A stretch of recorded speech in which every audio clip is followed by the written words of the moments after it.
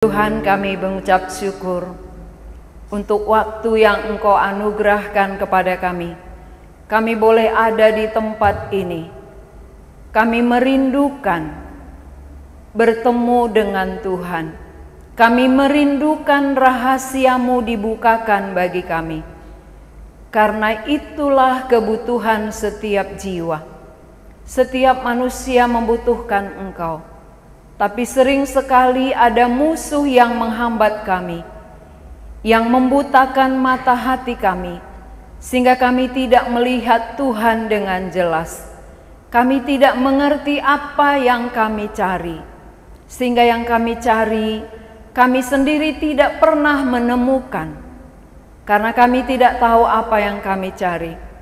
Oleh karena itu ya Tuhan, melalui Bible Camp ini kami rindu, supaya Engkau sendiri bekerja di tengah-tengah kami.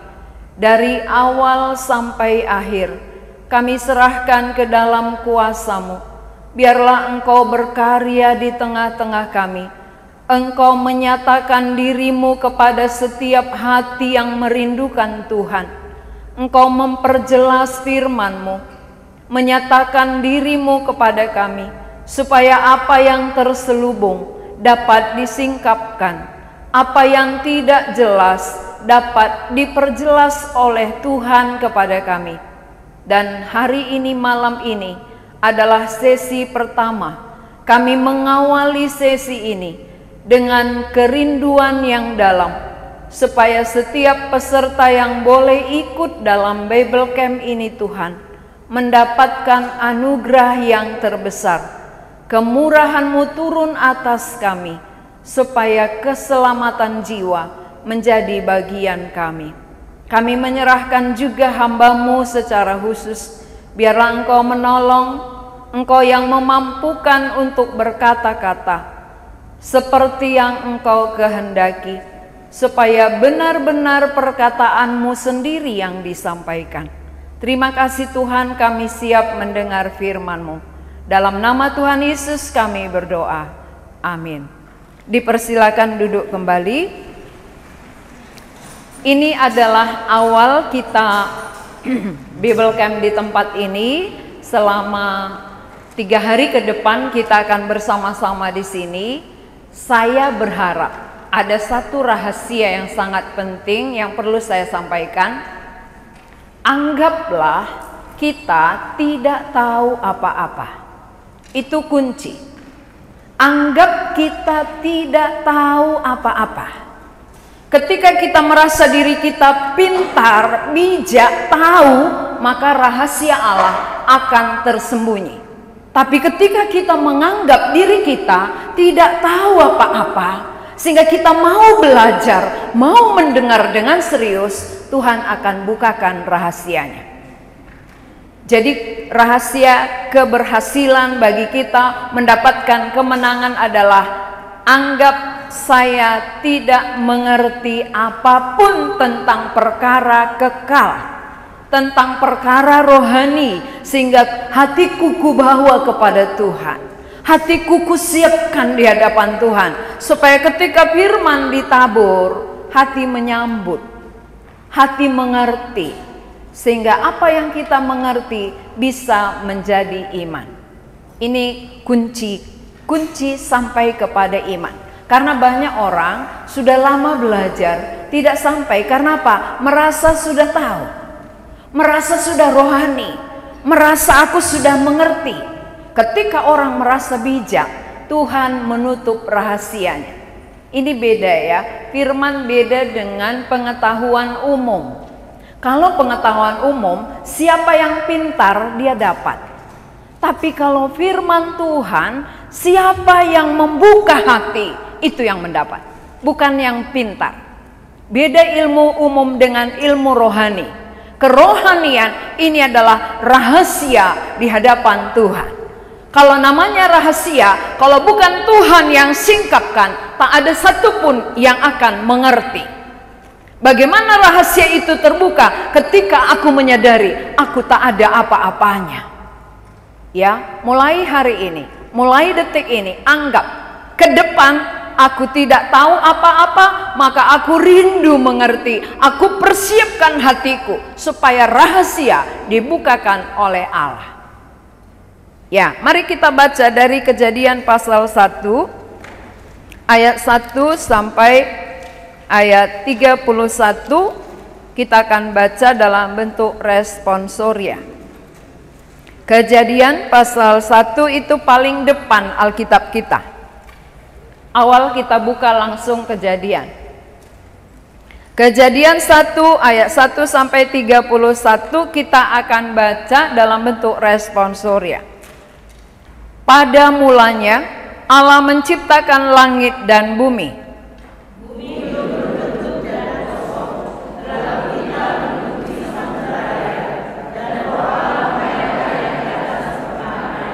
Berfirmanlah Allah, jadilah terang, lalu terang itu jadi.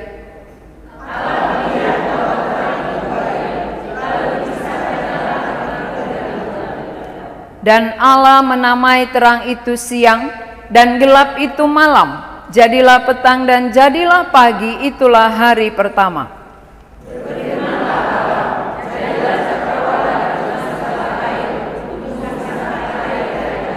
Maka Allah menjadikan cakrawala, dan Ia memisahkan air yang ada di bawah cakrawala itu dari air yang ada di atasnya, dan jadilah demikian.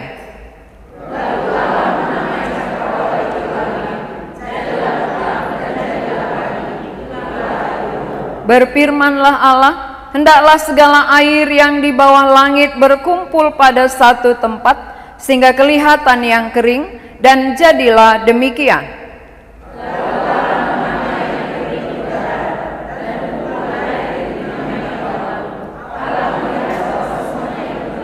Berfirmanlah Allah, hendaklah tanah menumbuhkan tunas-tunas muda, tumbuh-tumbuhan yang berbiji, segala jenis pohon buah-buahan yang menghasilkan buah yang berbiji, supaya ada tumbuh-tumbuhan di bumi, dan jadilah demikian.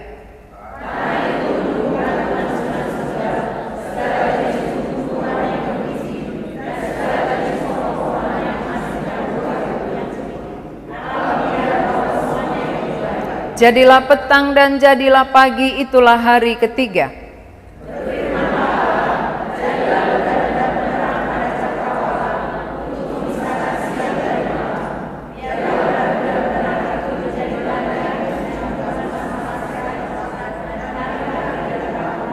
Dan sebagai penerang pada cakrawala, biarlah benda-benda itu menerangi bumi, dan jadilah demikian.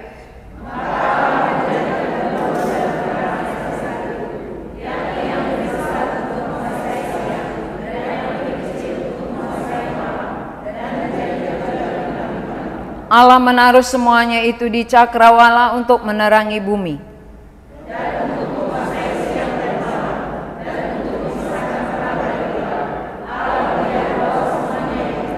Jadilah petang dan jadilah pagi, itulah hari keempat.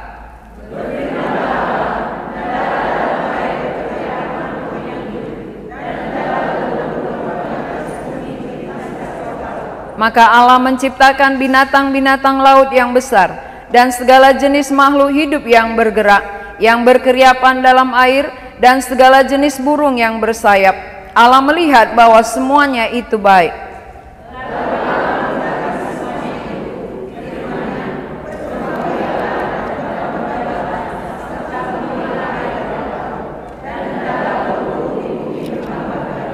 Jadilah petang dan jadilah pagi, itulah hari kelima.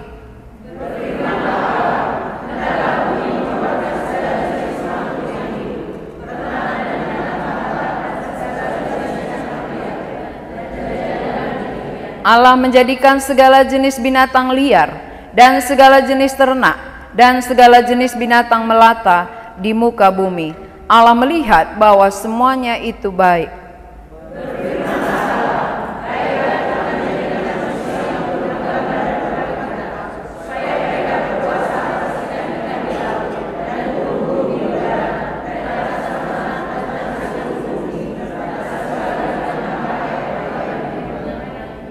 Maka Allah menciptakan manusia itu menurut gambarnya. menurut gambar Allah diciptakannya dia, laki-laki dan perempuan diciptakannya mereka.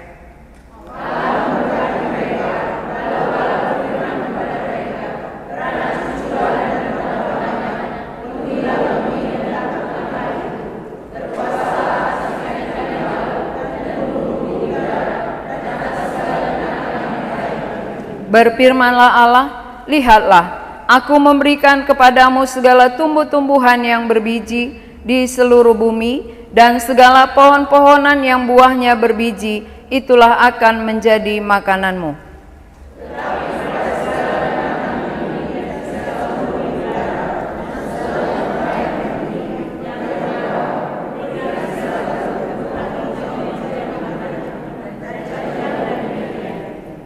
Maka Allah melihat segala yang dijadikannya itu sungguh amat baik. Jadilah petang dan jadilah pagi, itulah hari ke-6.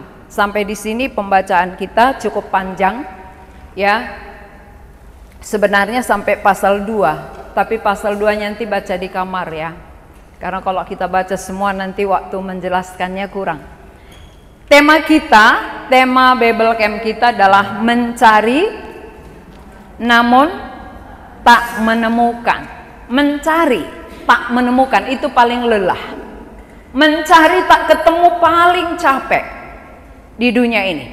Kemungkinan saudara-saudara sudah lama lelah, sudah lama capek mencari tapi tak menemukan. Kenapa? Karena yang dicari itu bukan itu yang Tuhan inginkan. Beda yang kita cari dengan yang Tuhan tawarkan, sehingga nggak ketemu. Mencari namun tak menemukan, karena yang kita cari beda dari apa yang Allah berikan kepada kita.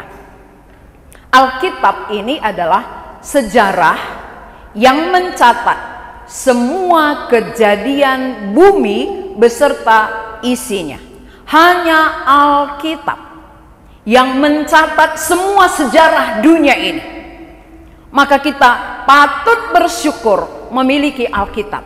Alkitab yang lengkap, mulai dari Kejadian sampai Wahyu, berisi firman Allah. Firman Tuhan yang berkuasa, firman Tuhan yang jadi. Kalau perkataan orang, apa yang dia ucapkan belum tentu jadi. Tapi apa yang Tuhan katakan pasti jadi dan sudah jadi. Contohnya, bagaimana manusia tahu asal mula dunia dan segala yang ada? Melalui Alkitab. Tidak ada yang menceritakan, tetapi Alkitab menceritakan. Bagaimana bumi ini awalnya? Bumi ini dulu kosong, gelap gulita. Bayangkan kalau gelap gulita kosong ya. Gak bisa hidup. Manusia gak bisa hidup, hewan gak bisa hidup. Maka Allah yang bijaksana menciptakan pertama sekali adalah terang. Terang itu adalah kebutuhan yang paling penting. Tanpa terang, apapun yang ada tidak bisa kita lihat, tidak bisa kita nikmati. Coba kalau kita makan di tempat gelap, kalau ikan mas masuk sama durinya, ya, kalau tulang bisa tergigit karena nggak kelihatan. Kalau jumpa dengan ular, kita dipatok karena gelap. Maka Allah kita adalah Allah yang maha bijaksana. Maka pertama sekali yang dia ciptakan adalah terang. Terang itu ciptaan Tuhan yang pertama ya. Allah menjadikan terang. Ya, ini hari pertama.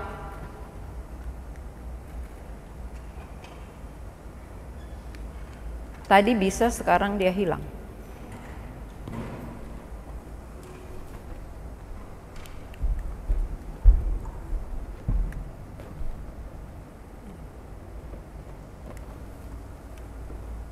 Oke, ini hari pertama Allah menjadikan terang, yang tadinya gelap gulita. Jadi dulu bumi kita ini gelap gulita. Kenapa sekarang terang? Karena Allah ciptakan hari pertama. Ini sekolah minggu sudah tahu, tapi orang tua belum tahu. Ya, kalau sekolah minggu hari pertama sampai hari ke-6 dia hafal. Tapi orang tua, apa ciptaan Tuhan hari pertama? Enggak tahu, ya. Maka melalui Bible Camp ini nanti pulang-pulang jadi pintar, ya. Tapi bukan untuk pintar kita di sini. Kita di sini untuk beriman. Hari pertama Allah ciptakan terang, hari kedua adalah hari kedua cakrawala. Cakrawala itu yang kita lihat di atas itu, ya. Maka bisa pesawat terbang lewat. Kalau nggak ada cakrawala nggak bisa kita naik pesawat. Walaupun ada uang kita. Ada uang banyak, kalau Tuhan nggak buat cakrawala kita nggak bisa naik pesawat. Jadi jangan menganggap kita hebat bisa naik pesawat. Tuhan yang hebat. Tuhan yang berkuasa membuat ada cakrawala supaya manusia bisa naik pesawat dan cepat sampai ke tujuan. Tuhan memisahkan daratan dengan lautan supaya ada orang yang bisa naik kapal, ada yang bisa naik bus. Kalau semua laut, kan kita nggak bisa naik pariwisata tadi, ya. Karena kita di daratan, maka kita bisa sampai di tempat ini naik bus para pariwisata. Nah, 3 yang bisa, ya, 3 besar, 1 pesawat terbang, 1 kapal laut, 1 bus. Alangkah hebatnya Tuhan kita. Saudara pernah takjub melihat Tuhan? Enggak, ya? Menganggap itu solbi. Apa itu solbi? Ya, oh solbi gitu, ya. Karena dianggap sudah biasa semua gitu. Naik pesawat biasa, naik kapal biasa, naik bus apalagi gitu, ya. Ini karena Allah yang menciptakan cakrawala. Maka waktu saya naik gitu, ya, saya perhatikan di bawah embun, hebat sekali Tuhan kami. Saya kalau naik pesawat yang saya lihat Tuhan, luar biasa Tuhan kami gitu, ya. Kami bisa di atas awan-awan itu, ya, awan yang putih gitu, cantik. Wah, indahnya semua karyamu ini Tuhan.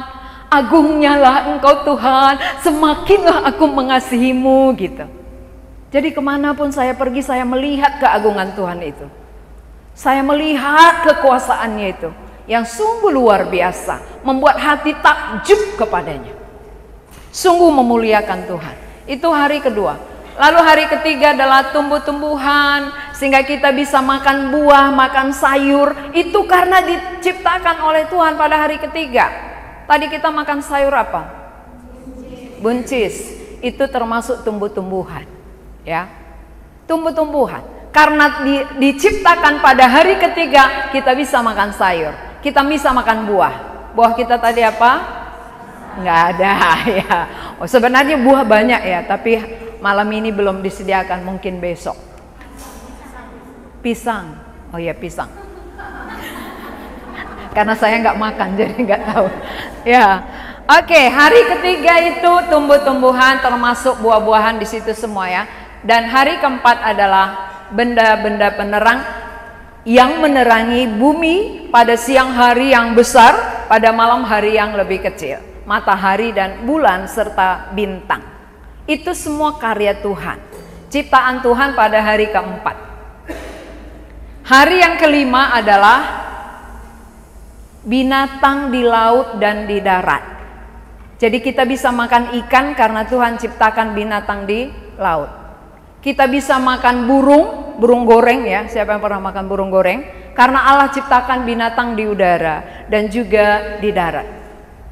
Semua itu hasil ciptaan Tuhan. Maka patut kita menghormati Dia, menghormati penciptanya, menghormati Tuhan yang menjadikan semuanya itu. Bukan karena kita gini dapat itu, ya. Gini pun kita kalau nggak diciptakan Tuhan, bisa rupanya kita makan. Makan apa kalau nggak ada Tuhan ciptakan ikan? Kalau nelayan susah-susah, ya, mencari ikan di laut, tapi Tuhan nggak ciptakan, nggak mungkin kita bisa dapat, nggak mungkin bisa makan ikan. Tapi semua ini diciptakan Tuhan, ya, pada hari kelima. Ciptaan Tuhan hari pertama sampai hari kelima ini diciptakan untuk manusia. Bukan apa, ya? Kita ulangi, hari pertama tadi apa? Hari kedua? hari ketiga, keempat, hari kelima. Ya. Jadi Allah kita itu adalah Allah yang menyediakan apa yang diperlukan oleh umat manusia. Sebelum manusia ada, sudah ada semua keperluannya. Duluan keperluan manusia diciptakan, baru manusia pada hari terakhir. Bukan manusia dulu. Coba kalau manusia sudah ada, nggak ada ikan, nggak ada sayur, nggak ada buah, nggak ada apa-apa, mau makan apa? Nggak bisa manusia hidup. Berarti Allah kita Allah yang bijaksana. Dia ciptakan hari pertama sampai hari kelima semua kebutuhan manusia terlebih dahulu. Semua sudah tersedia. Baru terakhir sekali Allah ciptakan manusia. Manusia pada hari ke-6. Ya, kita lanjut gambarnya. Allah menciptakan hari pertama sampai hari kelima ini tadi adalah untuk manusia. Kita buat contoh-contoh ini, beberapa contoh ya. Berapa contoh, ada gajah, ya nggak terlalu jelas semua gambarnya, tetapi banyak sekali hewan yang bisa kita nikmati. Banyak hewan yang bisa kita makan. Itu semua hewan, perhatikan, jalannya itu tunduk. Hewan apa yang berdiri? Siapa yang pernah lihat hewan berdiri? Ada? Enggak ya? Semua hewan gini. Itu aja menunjukkan bahwa mereka hidup hanya sampai tanah. Itu menyatakan Allah ciptakan mereka hanya sampai mati selesai. Itu hewan. Tapi manusia beda. Manusia dicipta pada hari terakhir ya. Beda caranya menciptakan dengan hewan. Kalau hewan ini berfirmanlah Allah, jadilah jadi. Berfirmanlah Allah, jadilah terang, jadi terang. Berfirmanlah Allah, jadilah cakrawala, jadi. Tapi manusia bukan demikian. Tuhan bukan mengatakan berfirmanlah Allah, jadilah manusia. Tidak. Ini penting sekali kita perhatikan. Cara Allah mencipta manusia dengan mencipta hewan dan tumbuh-tumbuhan dan segala yang ada itu beda. Kalau manusia caranya mencipta itu hari terakhir, hari ke-6 ayat 26 sampai 28.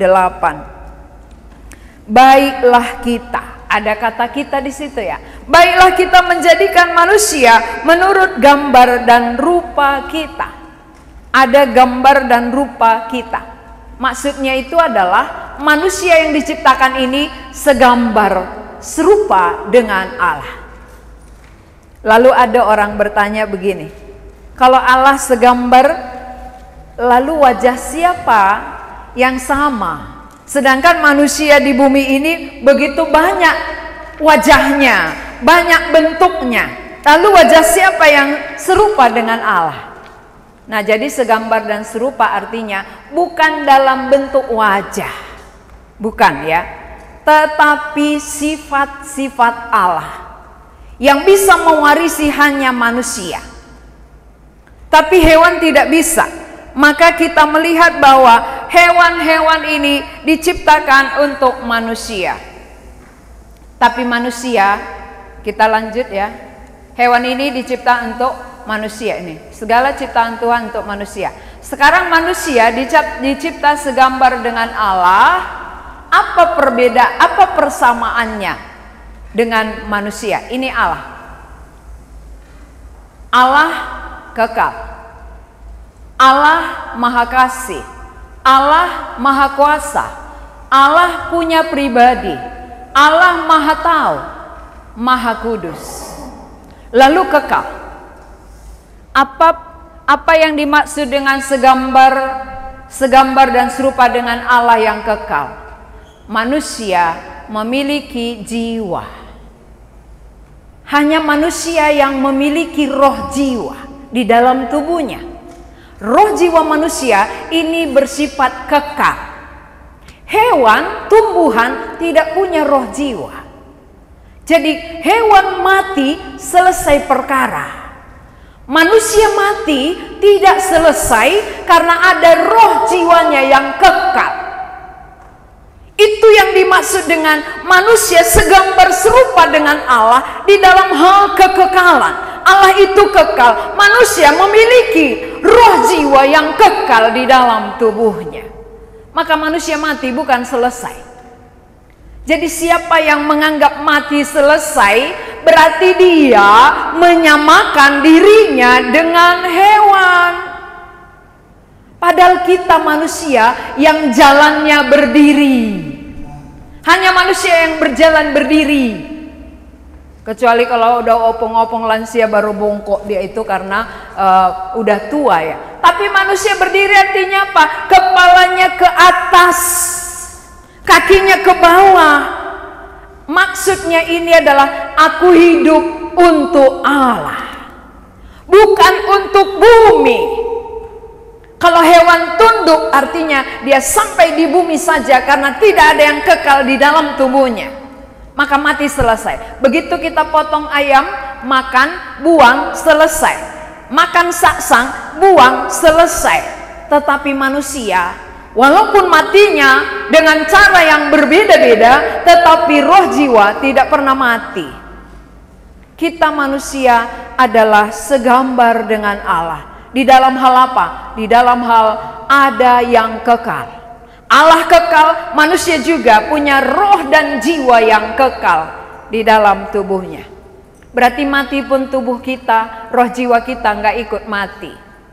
Kalau begitu, keluarga kita yang mati itu, apanya yang mati? Yang dikuburkan, yang diliturgikan. Hanya tubuhnya. Roh jiwanya nggak ikut di situ. Maka waktu diliturgikan, roh jiwanya nggak ada lagi. Dia nggak dengar lagi, dia nggak tahu lagi. Yang ada adalah keluarganya, saudara-saudaranya. Itulah yang dihiburkan. Maka dikatakan memberi kata penghiburan. Kepada siapa memberi penghiburan? Kepada keluarga yang ditinggal, bukan kepada orang mati. Jadi yang sama dengan Allah di dalam hal kekekalan adalah manusia memiliki roh jiwa yang bersifat kekal. Berarti mati tidak selesai. Coba katakan ke sebelahnya, kita mati nggak selesai.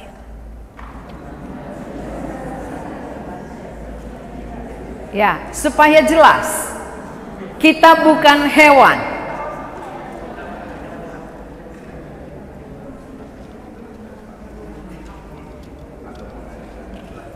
Yang kedua, memiliki kemampuan untuk mengasihi.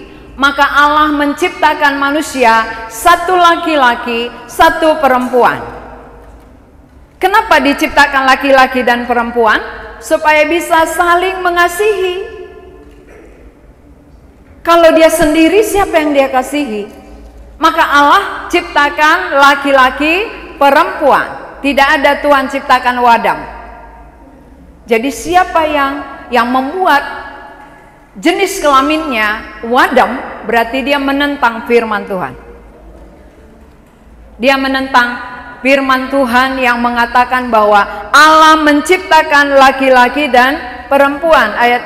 Ayat 28 ya. Mari kita baca Kejadian 1 tadi. Ayat 27 ya, kita baca bersama-sama supaya firman Tuhan yang bekerja. 2, 3 ya. Maka Allah menciptakan manusia itu menurut gambarnya, menurut gambar Allah diciptakannya dia, laki-laki dan perempuan diciptakannya mereka. Berarti yang Allah ciptakan manusia hanya 2 jenis kelamin. Satu laki-laki, satu perempuan. Lebih dari itu menentang Tuhan. Nggak ada jenis kelamin yang lain. Berarti kalau dia operasi menentang Tuhan. Tuhan ciptakan laki-laki perempuan, syukuri itu. Kamu diciptakan laki-laki, bersyukurlah. Kamu dicipta perempuan, bersyukurlah. Karena bukan kita yang pilih jenis kelamin kita. Siapa yang pernah dia pilih? Tuhan, aku dilahirkan perempuan aja ya. Mana ada? Kita aja nggak tahu kita lahir ke bumi. Berarti Tuhan, ini karya Tuhan, pikiran Tuhan, rancangan Tuhan. Jangan tentang, jangan lawan rancangan Tuhan. Tuhan, rancanganmu begitu indah sehingga aku tercipta ke bumi ini. Maka kalau aku perempuan, aku bersyukur kepadamu. Walaupun sakit melahirkan, ya, perempuan itu kan sakit melahirkannya, karena upah dosa ialah maut. Jadi melahirkan itu upah dosa. Karena manusia sudah jatuh, maka akibatnya melahirkan dengan penderitaan. Dan laki-laki bersyukur sebagai laki-laki, ya, bukan malah ganti jenis kelamin. Siapa yang berjuang untuk mengganti jenis kelamin, berarti dia melawan Allah, menentang Tuhan. Siapa yang menentang Tuhan takkan pernah berbahagia. Ingat itu. Kenapa banyak orang mencari-cari kebahagiaan tapi tidak bertemu? Karena dengan menentang Allah takkan pernah menemukan. Tidak akan pernah. Ketika kita mengenal Allah, ketika kita percaya Dia, di situ kebahagiaan, bukan menentang. Banyak anak muda mencari kebahagiaan di luar kehendak Allah, di luar rencana Tuhan, dan tidak pernah mendapatkannya.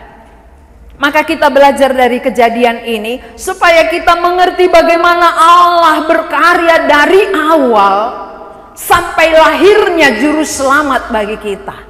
Ini nanti dijelaskan bagaimana manusia awal diciptakan Tuhan sempurna adanya, sungguh amat baik. Ingat ayat 31 tadi ya, sungguh amat baik, bukan baik, baik beda ya. Sungguh amat baik berarti tidak ada kekurangan, sempurna semua yang Allah ciptakan. Jadi saudara perempuan sempurna, saudara laki-laki sempurna, karena bukan kita yang ciptakan jenis kelamin kita. Yang ketiga, memiliki kemampuan mengasihi tadi ya, maka laki-laki dan perempuan saling mengasihi. Ada laki-laki, ada perempuan, diciptakan Tuhan selain menurunkan keturunan marganya, tapi dia bisa saling mengasihi. Kalau orang Batak kan kalau nggak ada anak laki-laki pusing sekali. Kenapa? Karena mau menurunkan marga. Nanti kalau nggak ada laki-laki, nggak ada keturunan margaku. Padahal Tuhan ciptakan adalah untuk saling mengasihi. Nah, Allah Maha Kuasa, manusia diberi kuasa. Diberi kuasa untuk apa? Untuk menguasai bumi dan menaklukkan. Kuasailah itu dan taklukkan. Maka kenapa manusia bisa kuasai gajah? Padahal gajah lebih besar dari kita, harimau lebih besar dari manusia. Tapi kenapa manusia bisa kuasai? Karena Tuhan yang sudah berikan kuasa itu. Kuasailah dan taklukkanlah isi bumi ini. Jadi kalau demikian saudara, kita adalah di atas dari semua ciptaan yang lain. Kita lebih tinggi daripada ciptaan Tuhan hari pertama sampai hari kelima. Kita di atas. Kalau kita di atas, kita lebih tinggi. Taklukkan ini semua. Bukan dia yang taklukkan kita, tapi kita yang kuasai. Allah beri kuasa kepada kita untuk menguasai segala isi bumi ini dan menaklukkannya. Salah satu isi bumi adalah handphone. Itu isi bumi, termasuk TV. Ya. Semua isi bumi itu bagian kita untuk menguasai dan menaklukkan. Berikut, Allah berpribadi ya. Berarti manusia juga adalah seorang pribadi. Allah Maha tahu. Manusia punya pengetahuan, pemikiran, akal. Maka siapa yang membuat pesawat?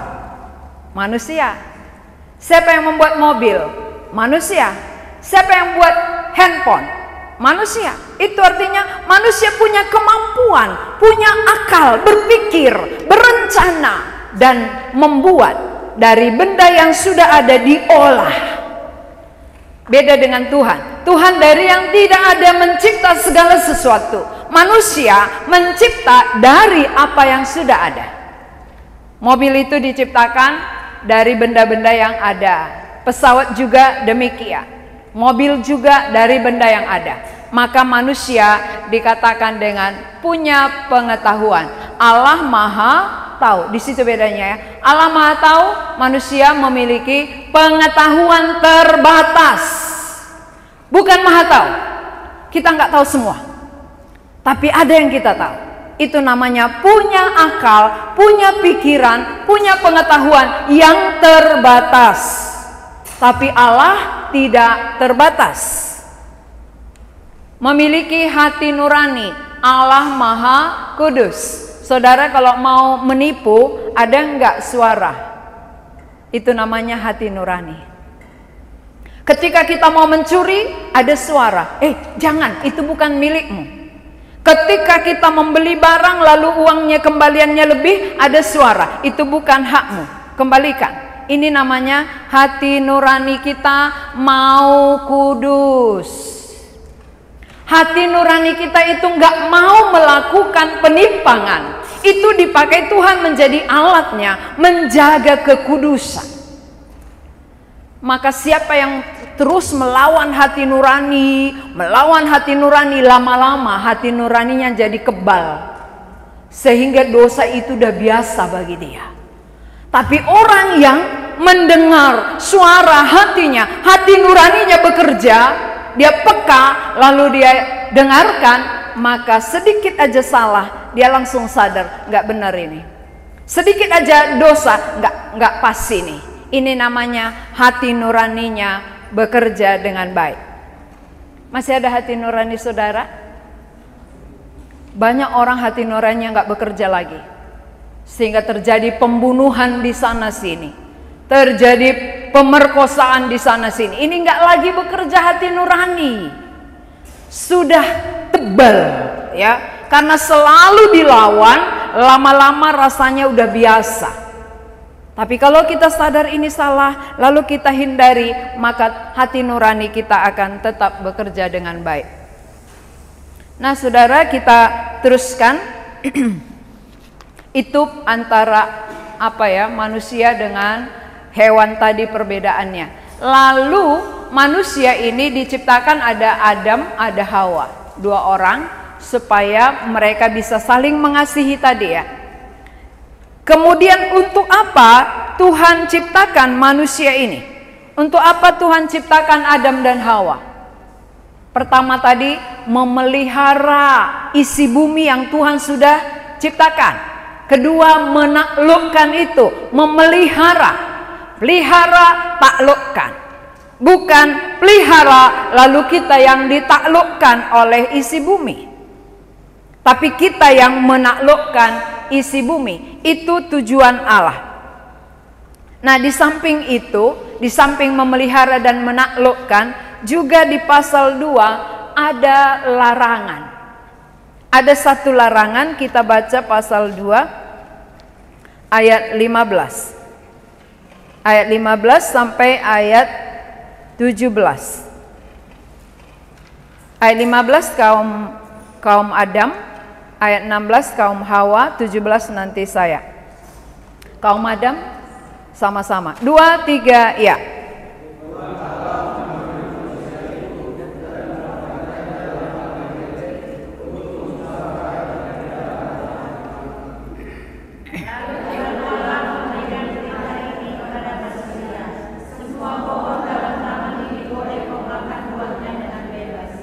Tetapi pohon pengetahuan tentang yang baik dan yang jahat itu janganlah kau makan buahnya, sebab pada hari engkau memakannya pastilah engkau mati.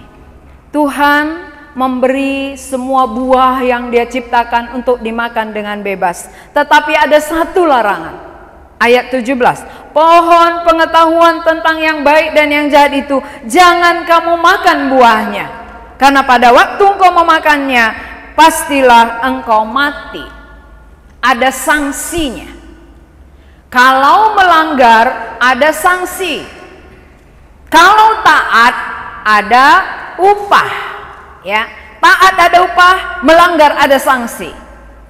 Kenapa Tuhan buat? Mengapa Tuhan tidak biarkan manusia itu sebebas-bebasnya? Kita harus tahu, Tuhan itu adalah pencipta, manusia adalah ciptaan. Bagaimana kita membedakan antara Tuhan pencipta dengan ciptaan kalau nanti manusia ciptaan ini bebas melakukan apa saja? Tidak terlihat perbedaan. Tapi dengan adanya larangan ini membedakan antara pencipta dengan ciptaan. Bahwa ciptaan itu harus taat kepada pencipta. Maka Tuhan katakan, jangan makan. Pada saat engkau makan, engkau pasti mati. Nah, yang kedua, kenapa Tuhan buat pohon larangan? Karena lewat ketika Adam dan Hawa taat kepada Tuhan, terjalin hubungan persekutuan. Mereka bersekutu antara Allah dan manusia, punya persekutuan ketika mereka taat. Allah mau persekutuan terjalin. Kenapa antara Allah dan manusia punya persekutuan? Karena manusia tadi segambar dan serupa dengan Allah. Hanya manusia yang bisa bersekutu dengan Allah. Maka Tuhan berikan satu larangan supaya mereka boleh taat. Bagian manusia hanya taat, ketika taat ada bahagia. Ketika melanggar ada sanksi, maut, mati. Ketika taat bahagia, tidak ada kekurangan. Contohnya dari ayat 25 pasal 2. Kita baca bersama-sama supaya enggak ngantuk. 2, 3 ya. Mereka keduanya telanjang, manusia dan istrinya itu, tetapi mereka tidak merasa malu. Adam dan Hawa walaupun telanjang, ini enggak pakai baju ini di Taman Eden ini. Walaupun mereka dua-duanya telanjang, tapi mereka nggak merasa malu. Jalan sana, jalan sini, nggak ada rasa kurang apa-apa. Kenapa? Karena ada hubungan persekutuan dengan Allah begitu baik. Hubungan dengan Allah itu menutupi sehingga tidak ada kekurangan. Hubungan dengan Allah itu menjadi kemuliaan. Tapi ketika mereka melanggar, hubungan itu menjadi rusak. Waktu mereka taat, hubungan baik. Kalau hubungan baik di situ dia nggak merasa kekurangan. Dia nggak merasa kurang walaupun nggak pakai baju. Mengapa sekarang kita sudah banyak baju tapi kurang? Mengapa kita sekarang sudah banyak berkat-berkat tapi kurang?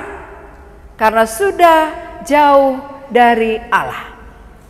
Tetapi waktu Adam dan Hawa masih punya persekutuan yang erat, persekutuan yang baik, ketika mereka taat, mereka berbahagia. Lihat senyum Adam dan Hawa ini. Ya, mereka saling tatap-tatapan.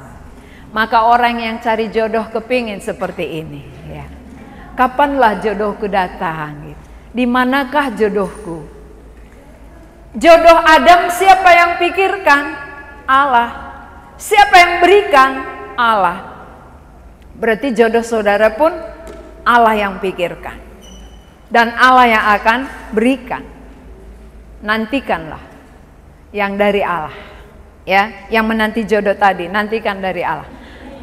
Karena ini dari Allah. Hawa ini dari Allah, pemberian Allah kepada Adam. Kita baca yang di depan 2 ya. Manusia bersekutu dengan Allah melalui ketaatannya, sehingga persekutuan itulah yang membuat manusia bahagia, karena ada rasa cukup seperti yang dialami Adam dan Hawa. Ini keadaan sebelum berdosa. Keadaan Adam taat, mereka telanjang, tapi mereka tidak merasa malu, mereka tidak merasa kurang, bahkan mereka berbahagia. Apa yang saudara cari? Apa yang saudara butuhkan? Seluruh umat manusia mencari kebahagiaan. Seluruh umat manusia di bumi ini memerlukan kebahagiaan. Tetapi tidak mendapatkan. Karena kebahagiaan itu adalah ketika Adam dan Hawa taat. Kebahagiaan itu ketika kita mentaati apa yang Tuhan katakan, ketika kita bersekutu.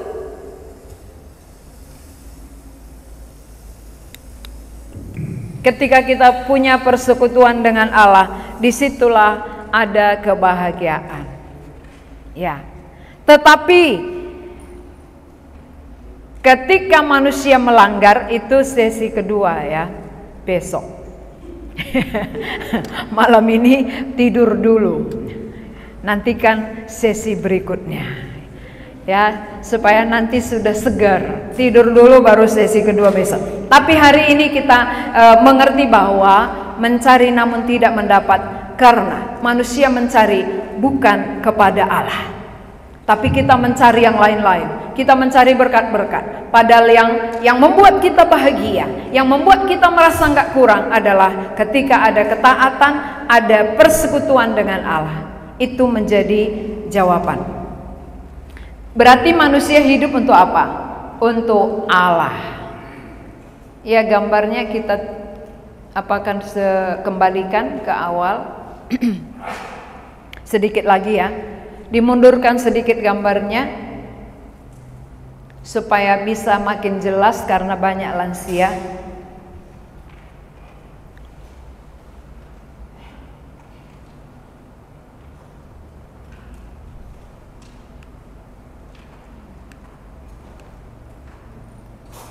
Ya, gambar yang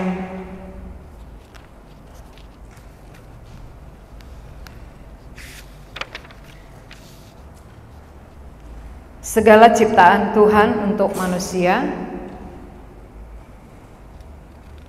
Bisa?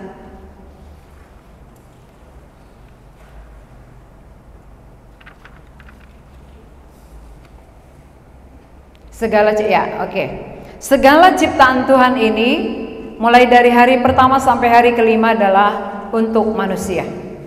Berarti apapun yang ada di bumi ini Tuhan ciptakan untuk kita. Karena kitalah yang paling tinggi dari semua ciptaan yang lain.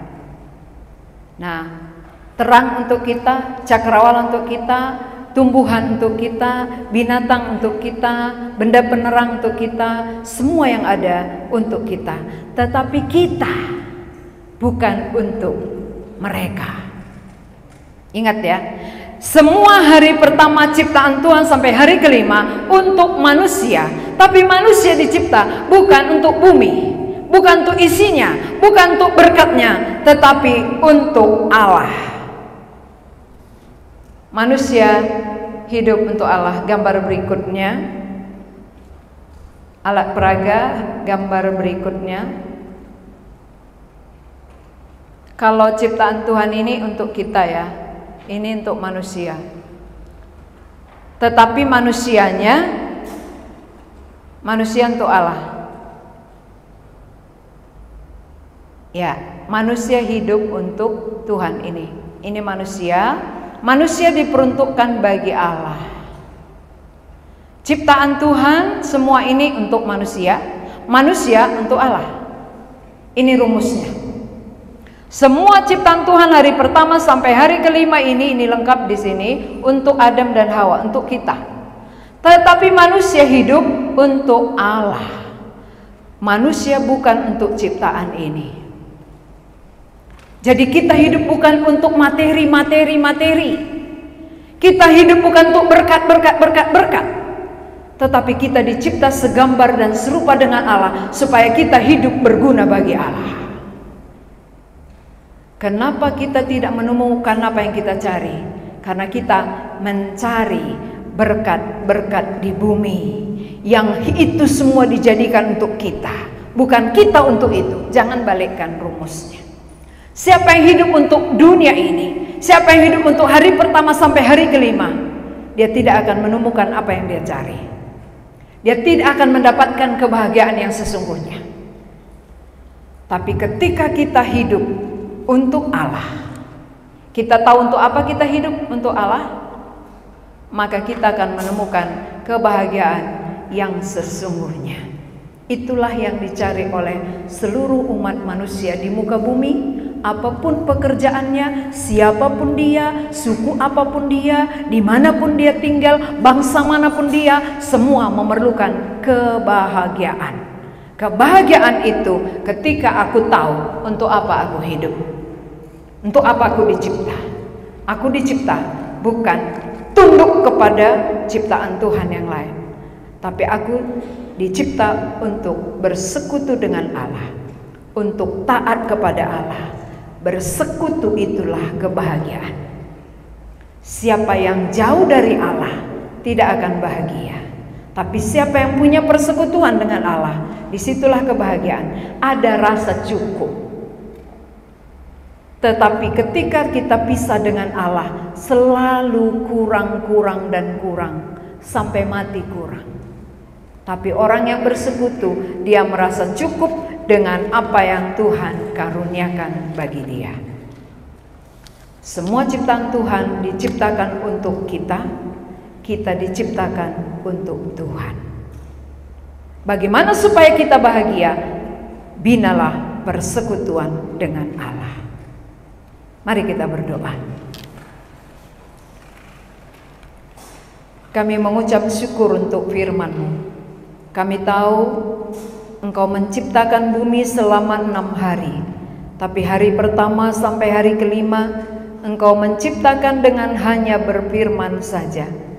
Tetapi ketika Engkau menciptakan manusia, Engkau menciptakan kami segambar dan serupa dengan Engkau, supaya kami dapat menguasai bumi dan segala isinya, supaya kami bersekutu dengan Allah, taat kepadamu, sehingga kehidupan kami mengalami kebahagiaan.